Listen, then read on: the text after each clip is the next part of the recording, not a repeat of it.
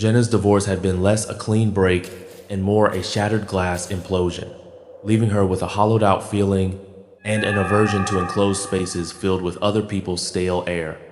6 months ago, she'd bought the '88 Ford Econoline van, christened the Wanderer with a defiant flourish of paint, packed her meager belongings, and pointed it west, chasing a silence big enough to swallow her grief. Her route through the sparsely populated stretches of the Pacific Northwest had become a familiar, lonely loop, punctuated by the necessities of gas, cheap coffee, and even cheaper sleep. Rest Stop 73, a godforsaken patch of cracked asphalt and gravel on a desolate stretch of Highway 199, was one such necessity. It wasn't a place anyone lingered. The single cinder block restroom building was scarred with layers of faded, obscene graffiti, its paint peeling like sunburnt skin. The picnic tables, if you could call them that, were warped, lichen-stained skeletons.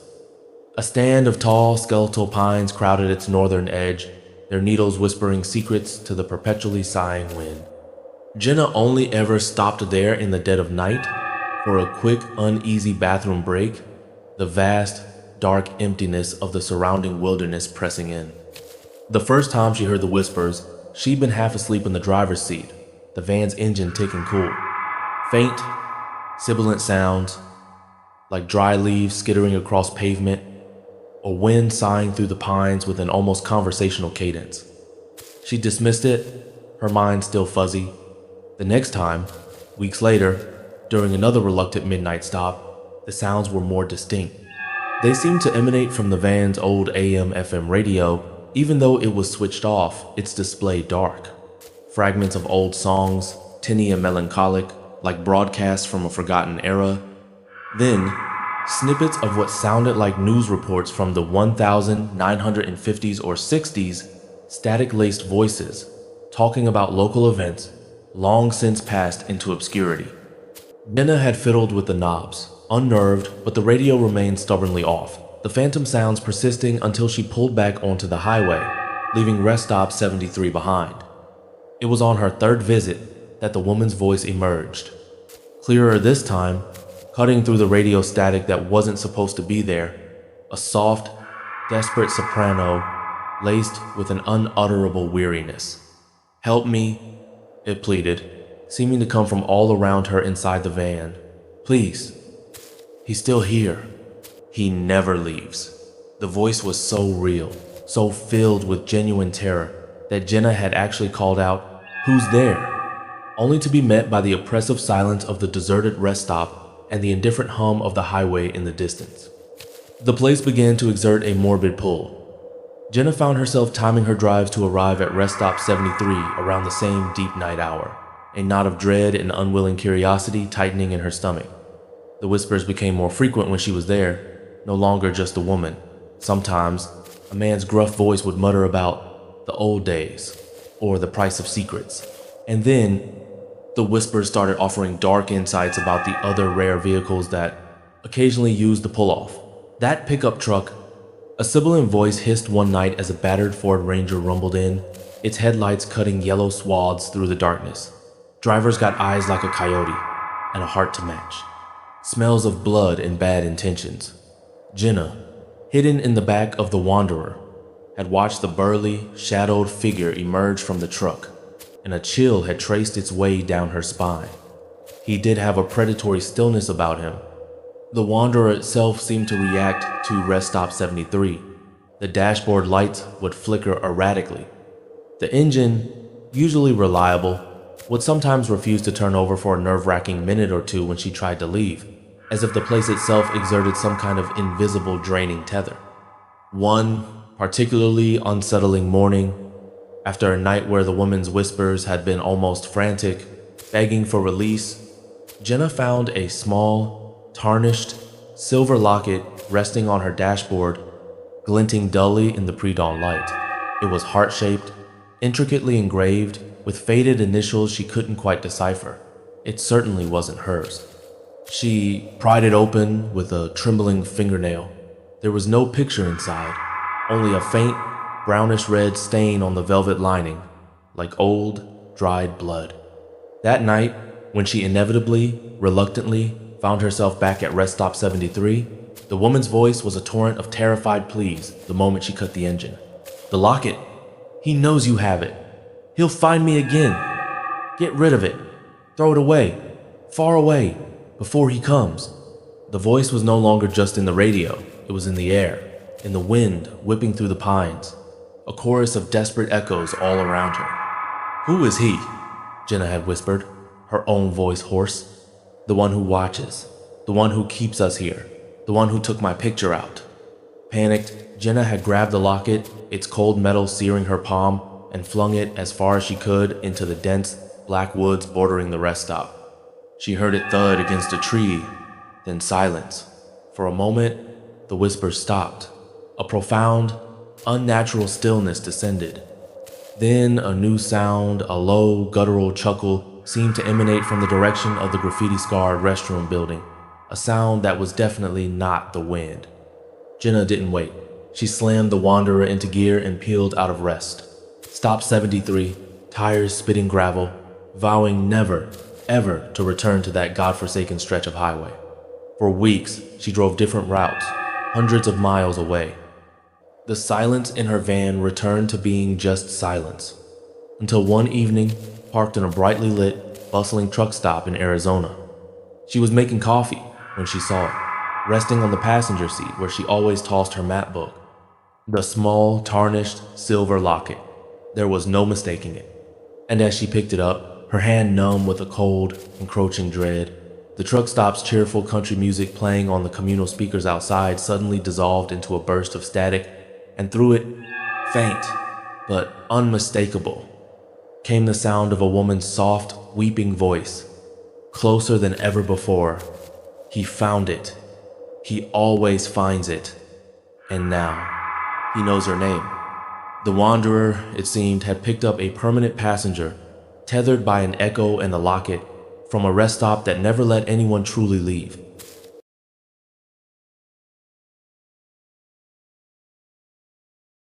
Mark and Chloe had poured every spare dime and every waking weekend hour into the Nomad. They'd found the 1,978 Dodge Tradesman van rusting in a farmer's back 40, a forgotten Hulk, gradually surrendering to the Iowa elements. To them, it wasn't junk. It was potential. A rolling blank canvas for their dreams of escaping the 9-to-5 grind and the suffocating predictability of suburban life. They stripped it down to bare metal, insulated it against the Dakota winters and Arizona summers they envisioned, and paneled the interior with warm, fragrant cedar. Chloe, an artist with a flair for cozy aesthetics, stitched curtains and cushions, while Mark, a meticulous engineer by trade, handled the wiring and plumbing. When they finally hit the open road, the Nomad wasn't just a vehicle. It was an extension of their shared ambition, a handcrafted haven. The first few months were pure, unadulterated bliss. They explored forgotten blue highways, camped by crystal-clear mountain lakes, and woke each morning to the scent of pine and adventure. The Nomad, despite its age, ran like a dream, its V-engine, which Mark had painstakingly rebuilt, thrumming a contented, reliable rhythm. The subtle shifts began around the 6-month mark, so gradually they barely registered at first. A persistent damp patch on the cedar ceiling above their bed, which had defied Mark's repeated attempts at sealing a suspected roof leak, simply vanished one morning. Not just dried, but gone.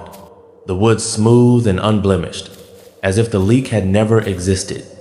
A long scratch on the passenger door, acquired from a low-hanging branch on a narrow forest road, seemed to fade over a week, the paint inexplicably smoothing itself out until it was only a faint, ghostly memory.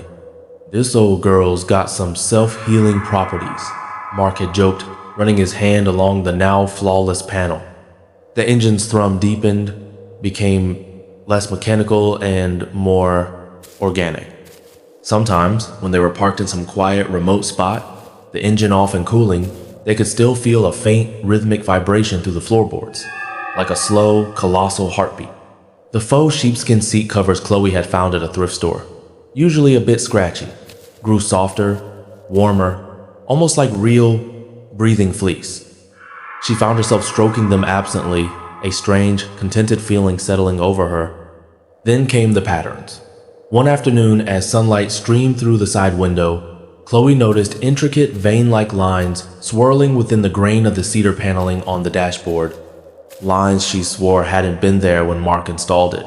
They were beautiful, in a way, like an ancient organic script, and they seemed to pulse with a faint, almost imperceptible internal light.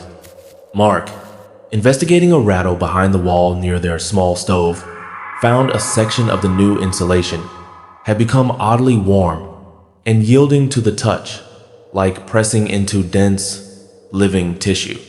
It even seemed to bruise a dark, shadowy color when he prodded it too hard, only to be smooth and resilient again an hour later. A faint, sweet, almost musky scent began to permeate the van's interior, a smell that was neither cedar nor their own, something new and strangely comforting. Their desire to leave the Nomad, even for scenic hikes or exploring quaint small towns, began to wane. Why venture out into the unpredictable world when everything they needed, everything that felt right and safe, was within these cedar-lined walls?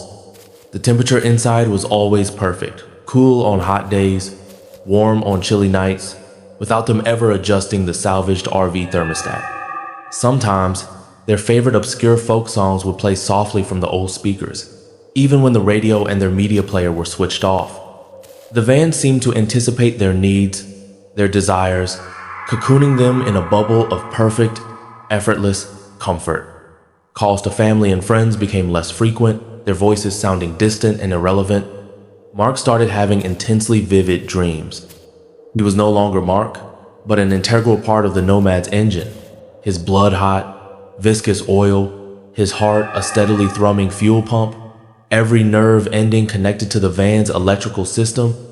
He'd wake up feeling strangely invigorated, yet with a faint taste of copper in his mouth, his skin feeling oddly cool and smooth, almost like the van's polished dashboard. Chloe would spend hours tracing the luminous, vein-like patterns on the cedar, a low, contented hum resonating deep in her chest, her thoughts drifting into a peaceful, thoughtless haze. Her once bright eyes started to take on a softer, more diffuse quality, like headlights in fog. One evening, while chopping vegetables for dinner in the van's compact galley, Mark sliced his palm badly on a sharp knife. Blood welled, dark and alarming in the warm glow of the interior lights. Instinctively, he pressed his bleeding hand against the cedar wall beside the stove. A strange, tingling warmth spread from the wood into his palm, a sensation that was both soothing and deeply unnerving. When he pulled his hand away a few moments later, the bleeding had stopped completely. The deep gash was already closing, knitting together at an unnatural speed, leaving only a thin, pink line that faded to near invisibility by morning. Where his bloody hand had rested against the cedar, a faint, crimson stain remained on the wood for a few hours, like a birthmark, before it too seemed to be absorbed, leaving the wood pristine but perhaps a shade deeper in color. The Nomad seemed to exhale a long, low rumble from its engine, a sound that vibrated through their bodies like a sigh of deep satisfaction. They no longer spoke of specific destinations or future plans beyond the next quiet, isolated spot where the Nomad seemed to unerringly guide them further and further from highways, from towns, from other people. The world outside their rolling sanctuary felt increasingly alien, almost hostile. An attempt by Chloe to call her sister, a rare pang of old-world connection stirring within her, was met with a barrage of shrieking static from her cell phone, the van's engine simultaneously developing a rough, sputtering cough that only subsided when she, with a sigh that was half relief, half resignation, ended the failed call. Mark, watching her, nodded slowly, his eyes holding that new, diffused softness. "It's better in here, isn't it?" he murmured, his voice a low thrum that seemed to harmonize with the van. The cedar paneling inside felt softer now, more supple, almost like a well-worn, living hide. The vein-like patterns glowed more consistently, casting a dim, warm, almost uterine light throughout the interior at night.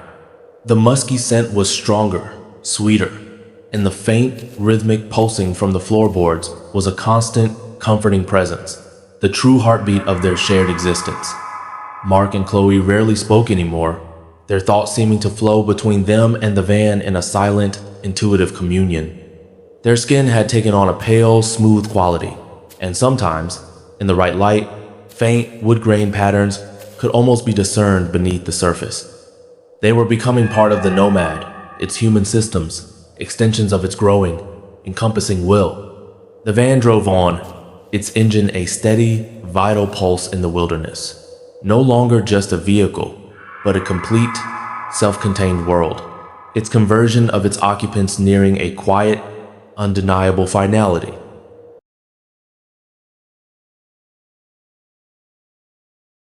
His knowledge was unnervingly accurate. He spoke of her childhood memories, her private fears, things she'd never shared with anyone. He offered advice, surprisingly sound, on fixing the leaky roof, on dealing with the surly proprietor of the distant general store. A strange, almost comforting, yet deeply disturbing intimacy began to develop between Linda and the voice in the disconnected phone. He was her confidant, her unseen companion in the vast, echoing silence of the farmhouse. The request started subtly. "Linda, dear, could you leave the kitchen window unlatched tonight? The air in here gets so terribly stale." She found herself complying, a cold knot of dread in her stomach, even as she told herself it was absurd. Then, "That old music box in the attic, the one your grandmother left you? Wind it up, Linda. I so enjoy its melody." He knew about the music box she hadn't touched in years. His voice became the dominant sound in her life, more real than the wind or the sea. She stopped trying to go into town, stopped answering the rare, staticky calls that managed to get through on her cell phone. The world outside the farmhouse, outside her conversations with the voice, seemed to fade, to lose its relevance. One evening, the voice was different, its usual smooth charm tinged with an unsettling urgency. "Linda," it said, "there's something I need you to do, something important. Go to the old well at the edge of your property, the one with the loose stone cover. I need you to remove the cover, Linda. There's something down there that needs to be released." A profound terror, colder and deeper than any she had yet felt, gripped her. "No," she whispered. "I can't." The voice lost all its charm. It became flat, cold, utterly devoid of warmth. "You will, Linda. You will do as you're told." Or the other voices, the lonely woman, the frightened children. "They won't be nearly as pleasant when they return for you. And they will return." She tried to fight it. She took the phone, its bakelite casing feeling impossibly heavy, and locked it in the cellar, a damp, earthen-floored space beneath the house. That night, the ringing started again, muffled but relentless, echoing up through the floorboards. And with it, the voice, no longer smooth, but a furious, distorted snarl, calling her name, promising unspeakable things if she didn't obey. It described, in chilling detail, the darkness where the lonely woman was trapped, the terror the children felt. Linda's sanity frayed. Sleep became a landscape of disembodied voices and suffocating darkness. The farmhouse, once her sanctuary, was now her prison.